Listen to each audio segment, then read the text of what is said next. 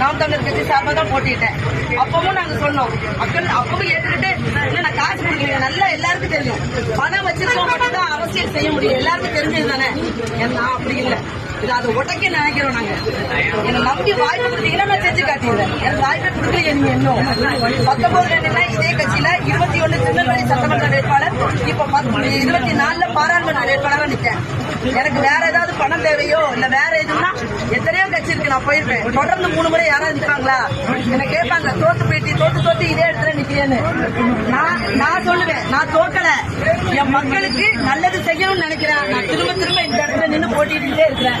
நீங்க ஒரு வாய்ப்பு எனக்கு கொடுத்தா நான் நல்லது செஞ்சு காட்டுறேன்.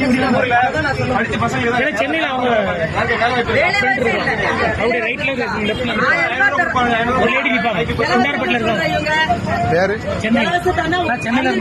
சாக்லேட் கொடுத்து ஏமாத்துறாங்க. நல்லா தெரிஞ்சுக்கோங்க, இலவசங்கள்னால நமக்கு ஏதாவது நன்மை வரப்போதா? சடைஞ்சு போற கிரைண்டர் மிக்சிங் கொடுத்து ஏதாவது கிடைக்க போதா?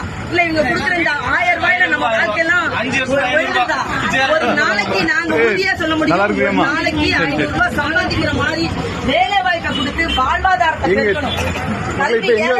பணக்காரன் பொண்ணா இருக்கு, அதை மாற்றணும். பணக்காரனுக்கு ஒரு மருத்துவம், இந்த அடிப்படை மாற்றம். நான் சொல்றேன், இலவசமே கல்வி, மருத்துவம், குடிக்கிற தண்ணி 50 வருஷம் 60 வருஷம் ஆண்டுட்டாங்க.